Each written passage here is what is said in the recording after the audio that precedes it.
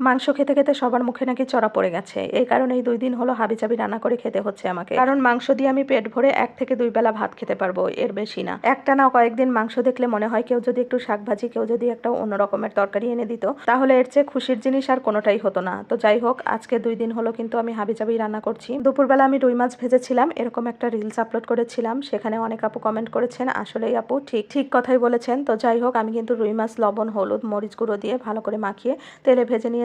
তারপরে কিন্তু পেঁয়াজ, কাঁচামরিচ অল্প করে দিয়েছি, দিয়ে তেলে ভেজে আরেকটু পরিমাণ তেল দিয়েছিলাম, যেহেতু মাছ ভাজার তেলটা শুকিয়ে গিয়েছিল। তার ভিতরে ভালো করে ভাজা ভাজা হয়ে গেলে তারপরে কিন্তু আস্ত জিরা ফোড়ন দিয়ে কাঁচকলা কেটে রেখেছিলাম। একটু পাতলা করে খোসাটা কেটেছি, আর এই কাঁচকলার খোসাটা খেতে আমার কাছে অনেক বেশি ভালো লাগে। এই কারণে কিন্তু এভাবেই কাটি আমি। তো কেটে পানি দিয়ে ধুয়ে উঠিয়ে রেখেছিলাম। তারপরে একে একে গুঁড়ো মশলা, বাটা মশলা সব কিছু দিয়ে ভেজে রাখা মাছগুলো দিয়ে ঝোলের পানি দিয়ে রান্না করে নিলাম। আর এই তরকারিটা অসম্ভব রকমের খেতে মজা হয়েছিল, মনে হচ্ছিল অনেকদিন পরে অমৃত খাচ্ছি।